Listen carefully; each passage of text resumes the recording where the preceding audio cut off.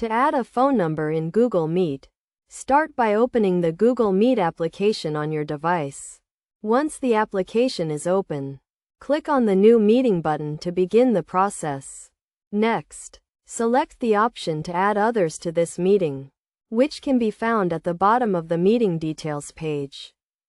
In the Add Others to this meeting section, click on the Add a Phone Number option. This will prompt you to enter the phone number you want to add to the meeting. Enter the phone number, including the country code, and then click on the Add button.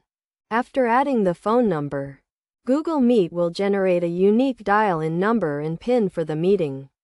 Share this information with the person you want to join the meeting via phone, so they can dial in and participate in the meeting.